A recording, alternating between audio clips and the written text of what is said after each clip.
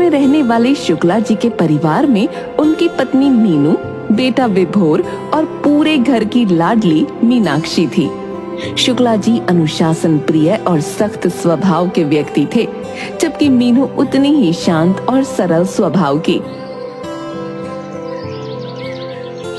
जब कभी बच्चों को डांटती तो बच्चे हंसते और कहते, माँ कम से कम गुस्सा तो अच्छे से किया करो, ऐसे भी कौन गुस्सा करता है।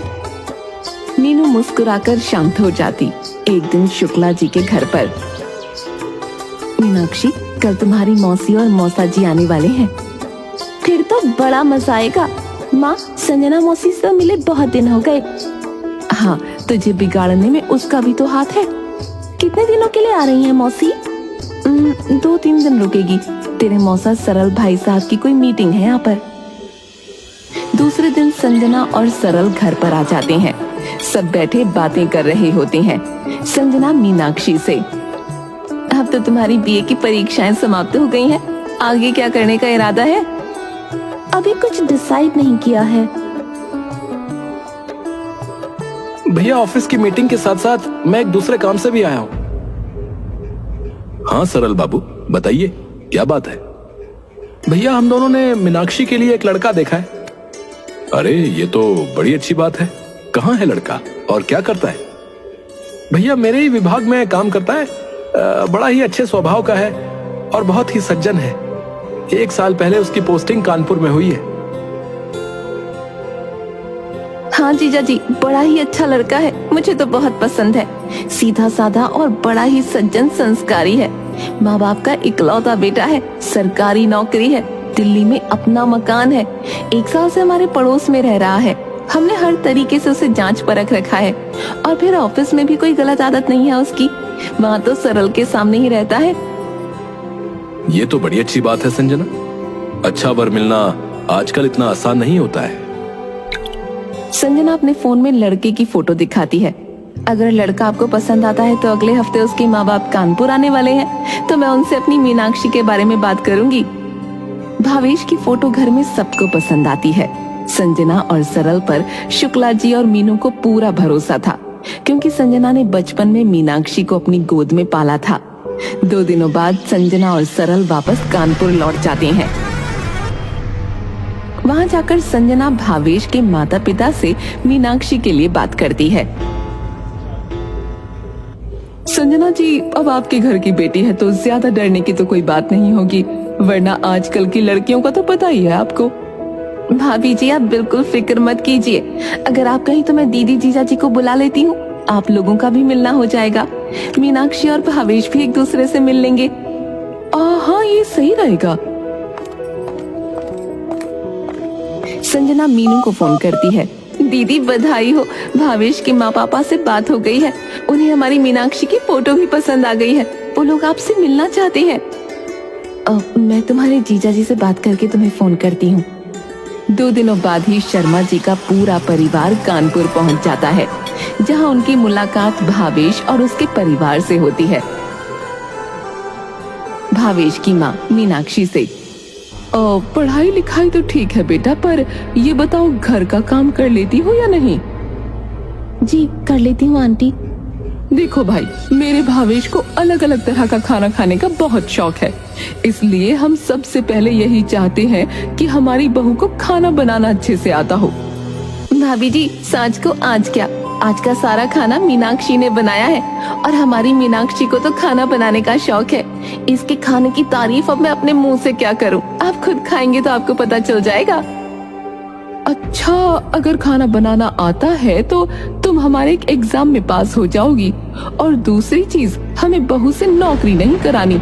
अगर तुम्हारे मन में नौकरी करने का विचार है तो तुम अभी बता दो, क्योंकि मैं नहीं चाहती कि कल को बेटा बहू अपनी अपनी नौकरी की वजह से अलग अलग शहरों में रहें, क्योंकि आजकल तो लड़कियों का भी ट्रांसफर कर दिया जाता है, और वैसे भी मेरे लड़के की सरकारी नौकरी है, किसी चीज की कमी नहीं है। जो लड़की भी इसकी पत्नी बनेगी राज करेगी वो तो। काफी देर तक दोनों परिवारों के बीच बातचीत का सिलसिला चलता रहा। खाने के बाद भावेश और मीनाक्षी को संजना कुछ देर के लिए टेरेस पर भेज देती है। लेकिन भावेश की माँ 5 मिनट बाद ही भावेश को नीचे बुला लेती है। सबके जाने के बाद मीनू संजना से कहती है, लड़का तो बहुत अच्छा है, सच में शांत और सरल है, लेकिन उसकी माँ वो बड़ी तेज है। कितने सवाल पूछ रही थी, और तुमने देखा उसने मीनाक्षी और भावेश को आपस में बातें भी नहीं करने दी। अरे दीदी, उसकी माँ से क्या करना है, लड़का तो हीरा है हीरा। ज्यादा मत सोचो, मन पक्का कर लो। और वैसे भी मीनाक्षी को रहना तो भावेश के साथ ही है। ससुराल कितने दिन रहेगी, हमारी मीनाक्षी निभा लेगी, आप फिक्र मत करो। अगले दिन शर्मा जी अपने परिवार के साथ नागपुर वापस चले जाते हैं और दूसरे दिन ही संजना का फोन आता है। बधाई हो दीदी, भावेश के परिवार को हमारी मीनाक्षी पसंद है और वो लोग अगले संडे को ही नागपुर जाकर सगाई करना चाहते हैं। बधाई हो, तुम्हें भी बधाई हो। जीजा जी कहाँ है? हाँ संजना, बधाई हो तुम्हें। जीजा जी बधाई नहीं, मैं तो अपनी पसंद का महंगा वाला सूट लूंगी। हाँ भला तुम्हें आज तक किसी चीज के लिए मना किया है जो आज करूंगा? सब कुछ तो तुम्हारा है। सब बहुत खुश थे, लेकिन मीनू की खुशी कुछ फीकी सी थी जो मीनाक्षी को नजर आ रही थी। वो जानती थी कि मीनू भावेश की माँ के व्यवहार को लेकर परेशान है। मीनाक्षी माँ के पास जाती है और उन्हें गले लगाते हुए कहती है, माँ आप चिंता क्यों करती हैं? जो होगा अच्छा होगा। और क्या आपको मुझ पर और अपने दिए हुए संस्कारों पर विश्वास नहीं है? मीनू प्यार से मीनाक्षी के चेहरे पर हाथ फिराते हुए, विश्वास पूरा है बेटा, फिर भी तू मेरे कलेजे का टुकड़ा है ना, इसलिए मन उदास है। जल्द ही मीनाक्षी और भावेश की सगाई हो जाती है और शादी की तारीख भी 2 महीने बाद की निकलती है। मीनाक्षी और भावेश के बीच फोन पर बातें शुरू हो जाती हैं। इन 2 महीनों में वो दोनों एक दूसरे को काफी अच्छे से जान चुके थे। शादी के बाद मीनाक्षी 15 दिनों तक अपने ससुराल में रहती है, पर उसे हमेशा भावेश की माँ से डर लगता था। एक दिन भावेश की माँ मीनाक्षी को बड़े प्यार से अपने पास बिठाती हैं। क्या बात है मीनाक्षी, तुम हमेशा मुझसे डरी डरी क्यों रहती हो? नहीं, ऐसा तो कुछ भी नहीं है मासी माँ जी। बेटा मैं जानती हूँ मेरा स्वभाव थोड़ा कड़क है, लेकिन जो कुछ भी है मैं साफ साफ कहने में विश्वास रखती हूँ। भावेश मेरा इकलौता बेटा है, मेरा सब कुछ, और आज से मेरा बेटा भी तुम्हारा है। जितना प्यार मैं उससे करती हूँ उतना ही तुमसे भी करूंगी, लेकिन ये सब तब हो सकेगा जब हम दोनों के संबंध अच्छे होंगे, क्योंकि हम दोनों के बीच के संबंध का अच्छा होना भावेश के लिए बहुत जरूरी है, और मैं अपने बेटे को कभी दुखी नहीं देख सकती। माँ जी, मैं आपको शिकायत का मौका कभी नहीं दूंगी, आप मुझ पर भरोसा कर सकती हैं। तो फिर आओ, इसी बात पर मेरे गले लग जाओ। मीनाक्षी थोड़ा झिझकती हुई भावेश की माँ के गले लगती है, लेकिन भावेश की माँ मीनाक्षी को दिल से गले लगाती है, जैसे मीनू उसे लगाती थी। दोनों की आंखें नम हो जाती हैं। जल्द ही मीनाक्षी और भावेश कानपुर चले जाते हैं। संजना स्टेशन पर, तो आप हैं हमारी नई पड़ोसन? ये सुनकर मीनाक्षी जोर से हंसने लगती है। हाँ, मैं हूँ आपकी नई पड़ोसन। संजना मीनाक्षी को घर व्यवस्थित करने में पूरी मदद करती है। कुछ ही दिनों में सरल का ट्रांसफर आगरा हो जाता है और संजना और सरल आगरा शिफ्ट हो जाते हैं। अब मीनाक्षी थोड़ी अकेली पड़ जाती है। संजना, मौसी के जाने के बाद तुम सारा दिन घर पर बोर हो जाती हो। एक काम क्यों नहीं करती, एमए का फॉर्म भर दो, क्योंकि पढ़ाई इंसान को हमेशा इतनी जरूर करनी चाहिए कि कभी जरूरत के समय उसके काम आ सके। आप सही कहते हैं, मैं भी यही सोच रही हूँ कि क्या करूँ। ठीक है, मैं एमए का प्राइवेट फॉर्म भर देती हूँ। दूसरी तरफ मीनाक्षी के भाई विभोर की भी शादी तय हो जाती है। मीनाक्षी और विभोर की पत्नी उर्मिला की आपस में बहुत अच्छी दोस्ती हो जाती है। दोनों रोज फोन पर बातें किया करती थीं। मीनाक्षी विभोर की शादी के लिए मायके पहुंच जाती है और जल्दी ही मेहमानों का आना शुरू हो जाता है। अरे मीनाक्षी, साल होने को आया तेरी शादी को, अब हमें नानी बना दे जल्दी से। मीनाक्षी मुस्कुराकर चली जाती है। शादी में बहुत चहल पहल होती है, लेकिन सब मीनाक्षी से यही बात पूछ रहे होते हैं। जानते हो, सब एक ही बात पूछ रहे थे कि बच्चा कब कर रही हो, बच्चा कब कर रही हो। पहले अपना एमए तो कंप्लीट कर लो, क्योंकि पढ़ाई और बच्चा दोनों संभालना मुश्किल है। हाँ, मैं आपकी बात से पूरी तरह से सहमत हूँ।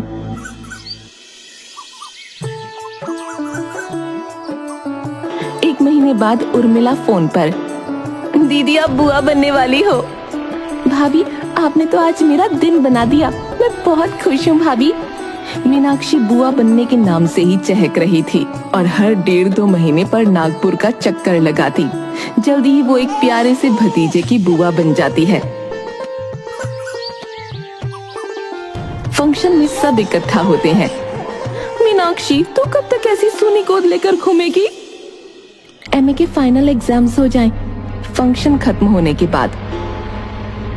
मीनाक्षी देख, तेरी भाभी को साल भर भी नहीं हुआ और उसने मुझे दादी बना दिया। अब तू भी मुझे नानी बनने का सुख दे दे। माँ मेरे फाइनल एग्जाम्स हैं और भावेश भी यही चाहते हैं। ठीक है, जैसा ठीक लगे, पर ज्यादा देर करना अच्छी बात नहीं है। भतीजे के होने के बाद मीनाक्षी हर महीने उसके साथ खेलने के लिए 2-4 दिन का समय निकालकर नागपुर चली जाया करती थी और भावेश भी उसे कभी नहीं रोकता। जल्द ही मीनाक्षी के फाइनल एग्जाम्स की डेट आ गई। मीनाक्षी, एग्जाम की डेट आ गई है, तुम्हें पढ़ाई पर पूरा ध्यान देना होगा। हाँ, अब मैं सब छोड़कर सिर्फ एग्जाम्स की तैयारी करूंगी। जल्दी ही मीनाक्षी का रिजल्ट भी आ जाता है और वो अच्छे नंबरों से पास हो जाती है। विभोर फोन पर, मीनाक्षी तुम फिर से बुआ बनने वाली हो? सच में भैया, इस बार मुझे भतीजी चाहिए। वो तो ठीक है, पर मुझे मामा कब बना रही हो भाई? क्या भैया, अब आप भी शुरू हो गए। मैं फिर से बुआ बनने वाली हूँ। बधाई हो बुआ जी, लेकिन आपने हमारे बारे में क्या सोचा है? मैं बुआ बनूंगी और आप फूफा। अब तो तुम्हारे फाइनल एग्जाम खत्म हो गए हैं, इसलिए मैं 1 महीने के लिए नागपुर जाऊंगी। फिर हमारी फैमिली प्लानिंग का क्या होगा? हाँ, मीनाक्षी मुस्कुराने लगती है।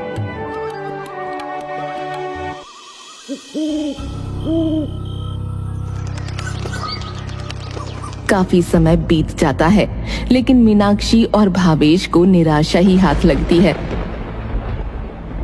भावेश चलो ना, आप डॉक्टर के पास चलते हैं। माँ का फोन आया था, वो भी यही कह रही थी। ठीक है, अगर तुम्हारी और माँ की यही मर्जी है तो हम कल डॉक्टर के पास चलेंगे। दोनों डॉक्टर के पास जाते हैं। डॉक्टर बहुत सारे टेस्ट्स करवाते हैं और 1 हफ्ते बाद टेस्ट्स की रिपोर्ट आने वाली होती है। भावेश ऑफिस से घर आता है। आप रिपोर्ट्स ले आए? नहीं, रिपोर्ट्स 4 दिन के बाद आने वाली है। मेरा सर बहुत दर्द कर रहा है, 1 कप चाय पिला दो। इतना कहकर वो अपने कमरे में चला जाता है। थोड़ी देर बाद मीनाक्षी चाय लेकर भावेश को देने के लिए कमरे में जाती है और तभी उसके कानों में भावेश की आवाज आती है। वो गुस्से में बात कर रहा होता है। माँ, तुम्हारा दिमाग खराब हो चुका है, तुम दूसरी शादी की बात कर रही हो। कमी उसमें नहीं, मुझ में है। अगर शादी करनी है तो उसकी दूसरी शादी कर दो। आपने मुझसे झूठ क्यों बोला? भगवान ने हमारी किस्मत में जो लिखा है वो होके रहेगा। तभी विभोर का फोन आता है। मीनाक्षी, तुम्हारी भतीजी हुई है। भैया, आज आपकी आवाज में खुशी क्यों नहीं है? ऐसा कुछ भी नहीं है, मैं तो खुश हूँ। वहाँ सब ठीक तो है ना? हाँ, सब ठीक है, बस तू यहाँ नहीं है ना, इसलिए मन उदास है। जल्दी आजा। क्या हुआ विभोर भैया, बेटी होने से दुखी है? मैं जानती हूँ, वो बेटी के होने से दुखी नहीं है, वो मेरी गोद सूनी होने से दुखी है। अच्छा छोड़ो ये सब और तैयारी करो।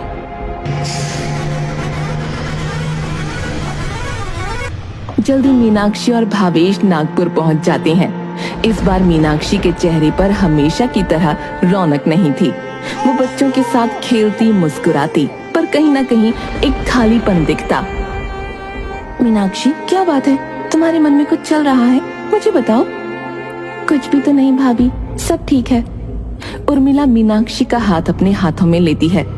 सच सच बताओ, क्या बात है तुम्हें, मेरी कसम। मीनाक्षी रोने लगती है। भाभी, मैं कभी माँ नहीं बन सकती। तुम तुम ये क्या कह रही हो? ईश्वर की यही मर्जी है। वो उठकर चली जाती है। अब मीनाक्षी नागपुर आती तो लंबे समय तक रुकती। भावेश भी उसे कुछ नहीं कहता। कुछ दिनों बाद पता चलता है कि उर्मिला फिर से मां बनने वाली है। भाभी, मां का फोन आया था। क्या मैंने जो सुना वो सच है? हाँ मीनाक्षी, सच है। पर आप इतनी उदास होकर क्यों बोल रही हैं? आपकी तबीयत तो ठीक है? नहीं, बच्चा नहीं चाहती। ऐसा क्यों भाभी? तुम्हें तो पता है तुम्हारे भाई की तनख्वाह कितनी है। उसमें 2 बच्चों का ही पढ़ना मुश्किल है। हम तीसरे की जिम्मेदारी कैसे उठाएंगे? अगर बेटी हो गई तो क्या करेंगे? इतनी सी बात, अगर बेटी हो गई तो मुझे दे देना। पर आप मुस्कुराती रहा करो, ज्यादा अच्छी लगती हो। तुम सच कह रही हो? अरे भाभी, मैं तो मजाक कर रही थी। मैं तुम्हें थोड़ी देर में फोन करती हूँ। उर्मिला फोन रख देती है और मीनाक्षी अपने काम में व्यस्त हो जाती है। कुछ देर बाद ही विभोर का फोन आता है। मीनाक्षी, उर्मिला ने जो कहा वो बिल्कुल सही है। अगर तुम्हें और भावेश जी को कोई आपत्ति ना हो तो हमें भी इसमें कोई आपत्ति नहीं है। भैया, आप क्या बात कर रहे हैं? उर्मिला ने मुझे सब कुछ बता दिया है। बच्चा यहाँ पले या तुम्हारी गोद में, दोनों जगह ही सुरक्षित रहेगा। भैया, क्या आप सच कह रहे हैं? आप और भाभी बच्चा मुझे देंगे? हाँ मीनाक्षी, तुम भावेश जी से बात कर लो। मीनाक्षी फोन रखती है और भावेश को सारी बात बताती है। भावेश भी बहुत खुश हो जाता है। दोनों नागपुर जाने की तैयारी कर रहे होते हैं। तभी मीनाक्षी को भावेश की अलमारी से अपनी और भावेश की मेडिकल रिपोर्ट्स मिल जाती हैं। मीनाक्षी रिपोर्ट्स भावेश के सामने रखती है। आपने मुझसे झूठ क्यों बोला? आपने ये क्यों कहा कि कमी आप में है, जबकि कमी तो मुझ में है? मीनाक्षी, अगर मैं ये कहता कि कमी तुम में है तो सब मुझ पर दूसरी शादी के लिए दबाव डालने लगते, और मैं ऐसा कुछ भी नहीं करना चाहता हूं, क्योंकि मैं तुमसे बहुत प्यार करता हूं। इसलिए मुझे यही उचित लगा और तुम्हें आज मुझसे वादा करना होगा कि तुम इस बारे में कभी किसी को कुछ नहीं कहोगी। मीनाक्षी भावेश के गले लगती है। आज उसके मन में भावेश के प्रति जो प्रेम था वो एक ईश्वरीय रूप में परिवर्तित हो चुका था। दोनों नागपुर जाते हैं।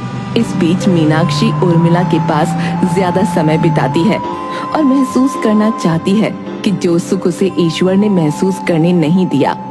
जल्द ही उर्मिला की तीसरी डिलीवरी का भी वक्त आ जाता है। मेडिकल प्रॉब्लम्स की वजह से डिलीवरी में बहुत तकलीफ हुई। बधाई हो, आपके घर लक्ष्मी आई है। माँ और बच्चा दोनों कमजोर हैं, उनका ध्यान रखने की बहुत जरूरत है। माँ बनने की बधाई हो। आपको भी पिता बनने की बधाई हो। अस्पताल में बच्चे को अलग कमरे में रखा जाता है। मीनाक्षी पूरा समय बच्चे के कमरे के बाहर ही रहती है। उर्मिला का ध्यान रखने के लिए विभोर होता है। 10 दिनों के बाद उर्मिला और बच्चा दोनों खुशी खुशी घर आ जाते हैं। मीनाक्षी उर्मिला के पास जाती है। भाभी, गुड़िया मुझे दोगी ना? उर्मिला दबी जबान में बोलती है, आपकी ही है। बच्ची बहुत कमजोर थी, इसलिए उसे ज्यादा वक्त उर्मिला के साथ ही रखा जाता था। लेकिन उर्मिला का लगाव बच्चों से बढ़ता जा रहा था और इसका एहसास मीनाक्षी को हो रहा था। मीनाक्षी माँ से, माँ, मैं चाहती हूँ कि गुड़िया के साथ पूजा में मैं और भावेश बैठें। नहीं दीदी, पूजा में तो मैं और आपके भैया ही बैठेंगे गुड़िया के साथ। पूजा के बाद गुड़िया मुझे दे दोगी ना भाभी? गुड़िया अभी बहुत छोटी है, उसे अपनी माँ की जरूरत है। उर्मिला की ये बात सुनकर सभी लोग दंग थे। मीनाक्षी प्यार से उर्मिला का हाथ पकड़ते हुए, भाभी, मैंने डॉक्टर से बात कर ली है। उन्होंने कहा है कि अब कोई दिक्कत नहीं है। उर्मिला गुस्से में मीनाक्षी का हाथ झड़कती है। डॉक्टर से ज्यादा उसकी माँ को पता है। हाँ, तो उसकी माँ ही तो कह रही है कि उसको कोई दिक्कत नहीं है। सिर्फ माँ के कहने से कोई माँ नहीं बन जाता। उसे जन्म दिया है मैंने। आपको जब दिल चाहे यहाँ आकर खिला सकती हैं, लेकिन मेरी गुड़िया मेरे पास ही रहेगी। मीनाक्षी के तो पैरों तले जमीन ही सरक गई। भावेश ने उसे संभाला। भावेश की भी आंखों में आंसू थे, क्योंकि मीनाक्षी और भावेश दोनों ही पिछले कुछ महीनों में गुड़िया के साथ अपनी जिंदगी सजा चुके थे। दूसरे दिन सुबह मीनाक्षी फिर उर्मिला के पास जाती है। भाभी, आप बताइए कि हम गुड़िया को कब ले जा सकते हैं? कभी नहीं। ऐसा न कहो भाभी, मैं गुड़िया के बिना मर जाऊंगी। महीने भर उसके साथ रहकर आप मर जाएंगी। मेरे बारे में सोचिए, मेरा क्या होगा? मैंने आपसे बार बार पूछा था, आपने ही कहा था कि आप गुड़िया को मुझे दे देंगी, और आप पीछे हट रही हैं। मेरी बच्ची है, मैंने उसे जन्म दिया है, 9 महीने अपनी कोख में रखा है। मैं उसे खुद से अलग नहीं कर सकती हूँ, और आप भगवान के लिए अपने घर वापस चली जाइए। मीनाक्षी बच्ची के सर पर हाथ फेरती है और कमरे से बाहर निकलने लगती है। सामने से विभोर और माँ मीनाक्षी को देख रहे होते हैं, पर किसी की भी हिम्मत नहीं थी कि वो मीनाक्षी से कुछ कहें। कानपुर वापस जाकर मीनाक्षी एक जिंदा लाश बन जाती है। कुछ दिनों बाद विभोर कानपुर आता है और मीनाक्षी की हालत देखकर बहुत रोता है। चलते समय उसे सीने से लगाकर बोलता है, मैं तो तुम दोनों से माफी मांगने के लायक भी नहीं हूँ। जल्दी से ठीक हो जा, नहीं तो मैं अपने आप को कुछ कर लूंगा। मैं खुद से नजरें भी नहीं मिला पाता हूँ। मीनाक्षी, हमें इस कड़वे सच को अपनाना होगा और इसके साथ ही जीवन बिताना होगा। मैंने एक स्कूल में तुम्हारी नौकरी की बात की है, तुम वहां पढ़ाना शुरू कर दो। व्यस्त रहोगी तो तुम्हें अच्छा लगेगा। आप जैसा कहते हैं मैं वैसा ही करूंगी। मीनाक्षी स्कूल में पढ़ाने लगती है और शाम के समय बच्चों को मुफ्त में घर पर ट्यूशन देना शुरू कर देती है। अब मीनाक्षी और भावेश ने बच्चों के बारे में सोचना बंद कर दिया था, लेकिन मीनाक्षी के कानों में उर्मिला के कहे कड़े शब्द आज भी कभी कभी गूंज उठते थे। एक रात दरवाजे की घंटी बजती है। इतनी रात को कौन आया होगा? चलो चलकर देखते हैं। भावेश ने दरवाजा खोला तो सामने भावेश की माँ और पापा खड़े थे। उनकी गोद में एक बड़ी बड़ी आंखों वाली गोल मटोल प्यारी सी 6-7 महीने की बच्ची थी। माँ, ये कौन है और किसकी बच्ची है? तुम दोनों की बच्ची है। आपको पता ना, मुझे ऐसा मजाक बिल्कुल भी पसंद नहीं है। ये मेरे चचेरे भाई की पोती है। उनके बेटे और बहू की एक सड़क दुर्घटना में मौत हो गई और इस बच्ची का कोई नहीं है। इसकी मौसी इसे कानूनी तौर पर गोद लेना चाहती है, लेकिन उसके परिवार वाले तैयार नहीं हैं। इसलिए मैंने अपने भाई से कहा कि वो कानूनी तौर पर ये बच्ची तुम दोनों को गोद दे दे, और वो मान गए, इसलिए कि तुम दोनों की बच्ची है। मीनाक्षी खुशी से बच्ची को गोद में लेती है और उसे अपने सीने से ऐसे लगाती है मानो वो सच में उसी की कोख से जन्मी हुई हो, और उस बच्ची को सीने से लगाकर उसे अपनी तरसती ममता में सुकून सा महसूस होता है।